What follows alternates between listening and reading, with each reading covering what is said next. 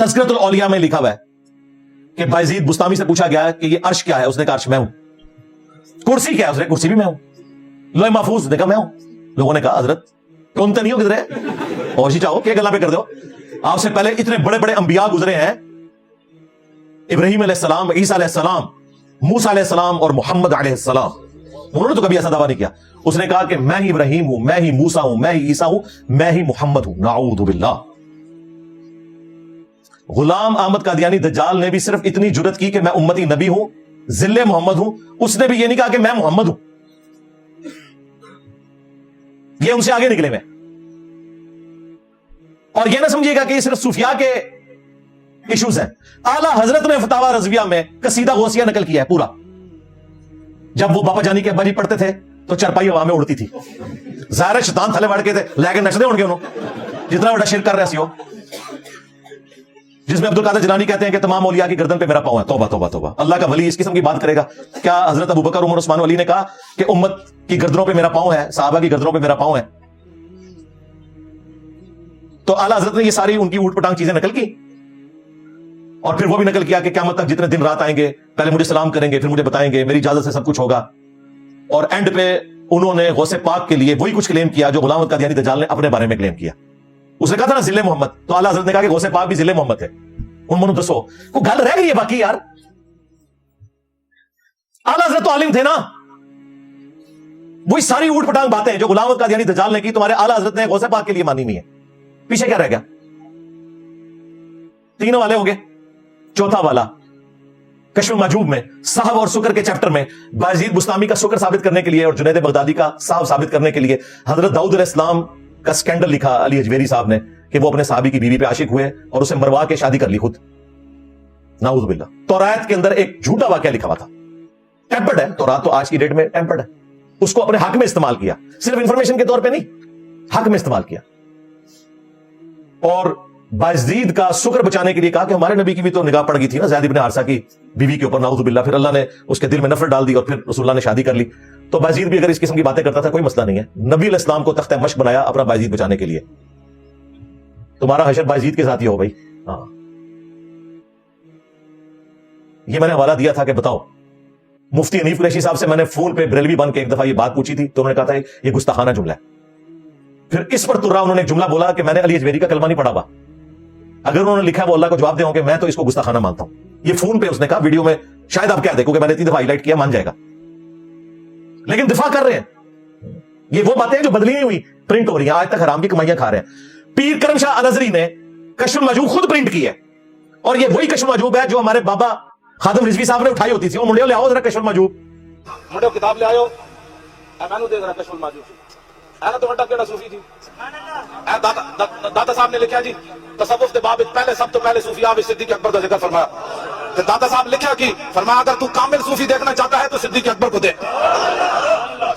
क्या बात, क्या बात। हाँ जी, वो जो लहरा रहे थे ना उसमें ही लिखा हुआ है ये सारा वाकया। और उसको प्रिंट किया पीर करम शाह साहब ने और अपनी तफसीर में पीर करम शाह ने लिखा कि ये जो वाकया ना साहब और शुक्र वाला, ये काफिरों ने साजिश करके हमारी किताबों में दाखिल किया है। और कश्फ मजूम में दाखिल था, वो उसको पता ही नहीं चला, या उसने आंखें बंद कर ली और कहा ये सबसे बेहतरीन किताब है। मुकदमे में पीर करम शाह साहब ने ये लिखा, प्रिंट भी खुद करवाई, मुकदमा भी लिखा। एक टिकट में 2 मजे किए हैं। मैं थोड़ा एक मजा भी नहीं रहने देना, 2 खराब कर देना ने। 4 वाले हो गए। 5वां तज़किरतुल औलिया में और कश्फ मजूब में अपने इमाम की फजीलत बयान करने के लिए रसूलुल्लाह को तख्ते मश्क बनाया और कहा कि इमाम हनीफा ने ख्वाब में देखा कि रसूलुल्लाह की कब्र में उतरे हैं और आपकी हड्डियां समेट रहे हैं, बाज हड्डियों को बाज से अलग कर रहे हैं। अस्तगफिरुल्लाह। शैतानी ख्वाब को इन्होंने रहमानी ख्वाब बताया। क्या अल्लाह अपने नबी के बारे में यह ख्वाब दिखाएगा? दिखाना था तो यह दिखाता कि वो रोजा शरीफ पे हाजिर हुए हैं, वहां नबी इस्लाम के बर्तन मुबारक, आपकी लाठी मुबारक, आपके नालैन मुबारक, उनको समेट रहे हैं। कहा कब्र में उतरे और बाज हड्डियों को बाज से अलग कर रहे हैं। उर्दू में तर्जमा किया इस्तख्वान मुबारक।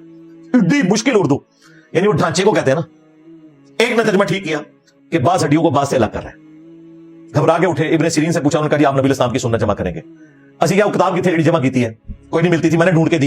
एनी जी पुड़िया अल फिकुल अकबर, जिसके पहले समय पे लिखा है कि रसूलुल्लाह के मां बाप कुफर की हालत में गए, नाउज़ बिल्लाह। अब उस किताब से मुनकिर हो गए।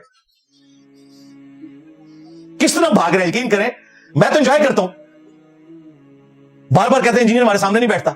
इंजीनियर तुम्हारे घरें च वड़ गया, तुम्हारे बच्चों के मोबाइल च वड़ गया। وہ بھی نا جناب چپس رکھ کے نا نال دودھ پتی دا مک رکھ کے, بلکہ تھوڑے بچے تو شاید کوک رکھ دے نال میمز ویکھدے نے تھوڑیاں. تو اس خواب کی انہوں نے یہ تعویل بیان کی. ہم نے کہا تھا یار یہ جھوٹ بول رہے ہو, اللہ کے نبی تو اپنی قبروں میں آخرت کی زندگی کے ساتھ زندہ ہے, ان کا جسم سلامت ہے, دنیاوی زندگی نہیں ہے. سورہ سبا کے اندر آیا کہ سلیمان علیہ السلام کئی دن تک لاٹھی کے سہارے یوں بیٹھے رہے, ان کی روح پرواز کر گئی, بلکہ کئی ہفتے گزر گئے ہوں گے, کیونکہ لاٹھی کو دیمک نے چاٹا وہ ایک دن میں نہیں چاٹتی, ان کے جسم کے اوپر کوئی کیڑا نہیں چڑھا. نبیوں کے جسم سلامت رہتے ہیں. یہ میں ان کے لیے بیان کر رہا ہوں جو حدیثوں کے منکر ہیں کہ قرآن میں لکھا ہوا ہے کہ انبیاء کے جسم سلامت رہتے ہیں. باقی جو حدیث موجود ہے صحیح بخاری میں کہ حضرت عمر کی وفات کے آلموسٹ 60 سال کے بعد ان کا پاؤں مبارک نکل آیا تھا حجرہ عائشہ کی دیوار گرنے سے. عروہ ابن زبیر کو بلایا گیا, انہوں نے پھر قبروں کی لوکیشن سے بتایا حضرت عمر کا پاؤں ہے. پھر پاؤں کو اندر کر کے دوبارہ سے قبر کو تعمیر کیا گیا. ورنہ اتنے لوگ اگر زندہ بندے کا پاؤں دیکھ رہا ہوں ویسے ہی اندر کر لیتا ہے یار کہ تماشا لایا جائے میرے کو, وہ نہیں کر سکتے تھے, وہ آخرت کی زندگی میں.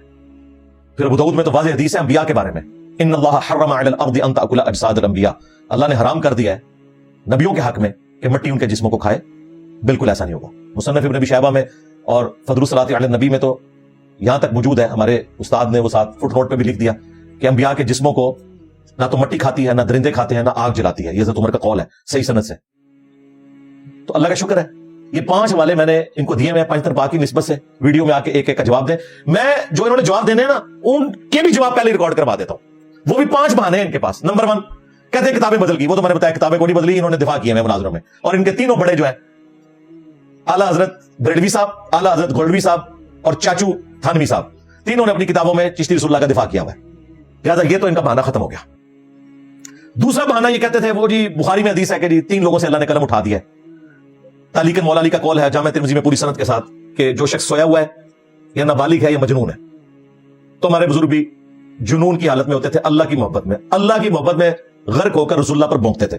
اندازہ کرو, با خدا دیوانہ باش, با محمد ہوشیار, جھوٹ بول رہے ہو. تو سیدھی طرح کہو کہ بزرگ پاگل سن. کدے کہہ دو کلندر, کدے کہہ دو مجذوب. بھائی حدیث میں مجذوب نہیں, مجنون ہے. ہاں جنون ہو جس کو ذہنی توازن کام نہ کر رہا ہو, اس کا بگڑ گیا ہو. دوسرا بہانہ تھا. تیسرا بہانہ وہ کہتے ہیں مسلم شی میں نبی علیہ السلام نے ایک توبہ کرنے والے کی مثال بیان کی ہے. اس کی زبان لڑکھڑا گئی, اس نے کہنا تھا اے اللہ میں تیرا بندہ تو میرا رب, لیکن غلطی سے اس کی زبان سے نکلا کہ اے اللہ تو میرا بندہ میں تیرا رب. آگے نہیں پڑھتے من شدت الفرح, خوشی کی شدت کی وجہ سے زبان لڑکھڑائی ہے. ایک دفعہ ہوا ہے. یہ نہیں کہ بیٹا پہلے صحیح کلمہ پڑھ اور بعد میں الٹا کلمہ پڑھوایا اور پھر کہا کہ کلمہ وہی پرانا تھا. نہ سرکار, جب آپ نے الٹا کلمہ پڑھوایا تو آپ کی اپنی بیعت بھی ٹوٹ گئی, اپنا نکاح بھی ٹوٹ گیا. جب تک تم خود مسلمان نہیں ہوتے اور چاچی واپس نہیں لے کے آتے, بلکہ جتنی چاچیاں کی ہیں واپس نہیں لے کے آتے, چشتی چاچو ساری چاچیاں واپس لے کے آ, نئی بیعت کر پھر تو مرید کر سکتا ہے. آپ کو تو کہتے ہیں جھوٹی موٹی بھی قادیانی لکھ کے کوئی جرمنی چلا جائے تو قادیانی ہو جائے گا. تمہارے بابے سچی مچی لکھے تو یہ من شدت الفرح والی بات نہیں فٹ بیٹھتی اس کے اوپر. ہاں تب بیٹھتی تھی کہ پہلے اس نے صحیح پڑھا, پھر اس نے کہا اب میں ازمائش کے لیے پڑھ رہا ہوں, پھر کہا کہ نہیں وہی پڑھنا چاہیے تھا. کہانیاں.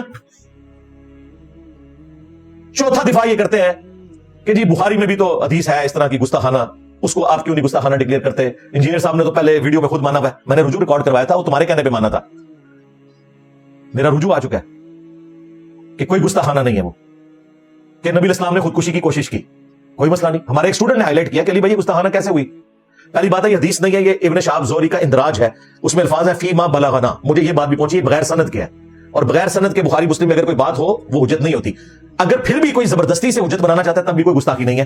ہمارے اسٹوڈنٹ نے غلام محی الدین بھائی ہیں لاہور میں, انہوں نے مجھے فون پہ کہا کہ علی بھائی گستاخانہ کیسے ہے, وہ حافظ قرآن میں. انہوں نے کہا قرآن میں جب لکھا ہے سورہ یوسف میں کہ اس عورت نے یوسف کا قصد کیا, یوسف بھی کر لیتا اگر اس وقت اپنے رب کی برہان نہ دیکھتا, تو کیا حضرت یوسف کی یہ گستاخی ہے؟ میں نے کہا نہیں. تو ان کا ادھر بھی یہی لکھا ہے کہ خودکشی کی کوشش کرنے لگے, لیکن حضرت جبرائیل علیہ السلام سامنے آئے, اللہ کی برہان نظر آ گئی, خودکشی نہیں کی. جس طرح یوسف علیہ السلام اللہ کے مخلص بندے تھے, چنے ہوئے. ایک ہے مخلص جو ہم کوشش کرتے ہیں اخلاص کی, ایک ہے مخلص جسے اللہ چن لے. تو رسول اللہ بھی چنے ہوئے بندے تھے. یوسف بھی عورت کا قصد کر لیتا اگر اللہ تعالیٰ برہان نہ دکھاتا. تو نبی علیہ السلام بھی خودکشی کر لیتے, اور وہ کسی دنیاوی گھر سے نہیں.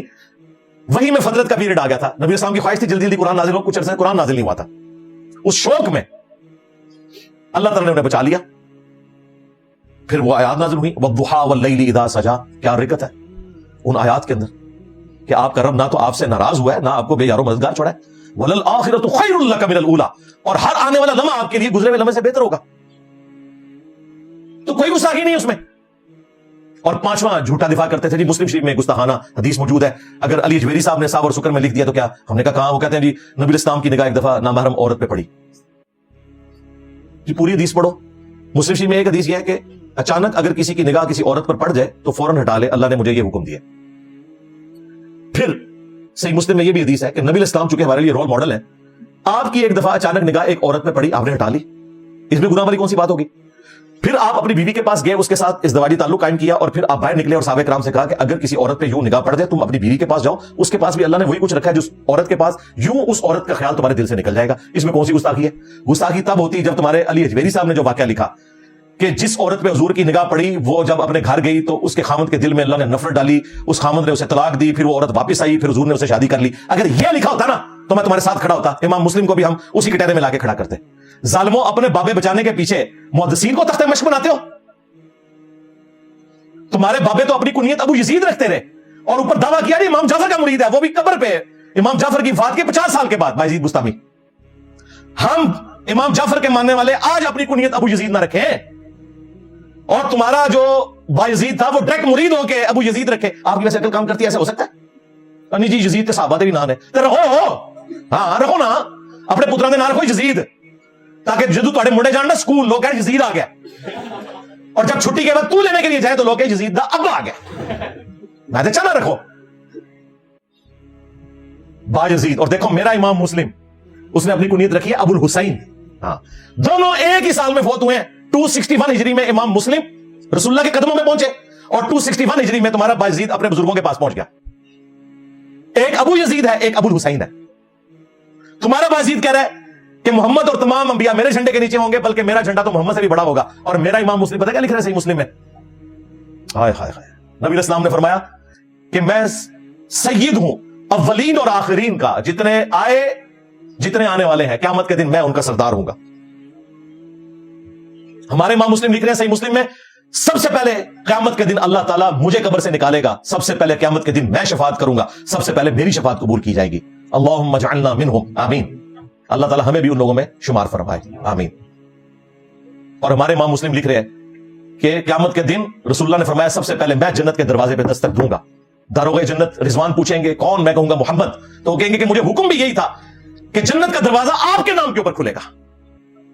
یہ ہے ابو الحسین اور وہ ہے تمہارا ابو یزید.